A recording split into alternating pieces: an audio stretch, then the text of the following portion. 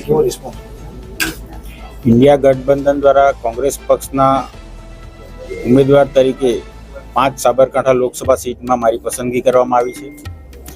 ગઈકાલથી જ અમે તાલુકે પ્રચારનું આયોજન કર્યું છે. એના ભાગરૂપે ગઈકાલે હિંમતનગરના તલોદ અને પ્રાંતિજ તાલુકામાં અમે પ્રવાસ કર્યો હતો. આજે અરવલ્લી જિલ્લાના ધનસુરા ગામે અને ત્યારબાદ મોડાસા તાલુકામાં પણ પ્રવાસે જવાના છે.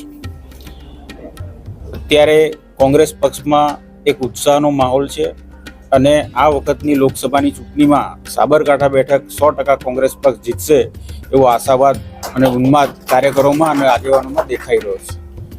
કારણ એ જ છે કે સામા પક્ષે આપણે જોયું હશે કે લોકોએ ઉમેદવાર બદલવા પડ્યા, બીજા ઉમેદવારનો પણ વ્યાપક વિરોધ થઈ રહ્યો છે. એવા સંજોગોમાં કોંગ્રેસ પાર્ટીએ પણ આ બધું પહેલી વાર જોયું છે. અત્યાર સુધી એવું આ ભૂતકાળમાં ક્યારેય ભારતીય જનતા પાર્ટીમાં કોઈ અવાજ નહોતું કરતું, પણ આજે જે અવાજની શરૂઆત વડોદરાથી થઈ, સાબરકાંઠા સુધી આવી, સાબરકાંઠાથી બનાસકાંઠા ગઈ, બનાસકાંઠાથી રાજકોટ ને રાજકોટથી અમરેલી સુધી પહોંચી ગઈ છે. એ જ બતાવે છે કે જે ભારતીય જનતા પાર્ટીએ કોંગ્રેસ યુક્ત ભાજપ બનાવવાની શરૂઆત કરી છે, એની સામે જે કાર્યકર્તાઓ અને આગેવાનોનો આક્રોશ અત્યારે ધીરે ધીરે બહાર આવી રહ્યો છે.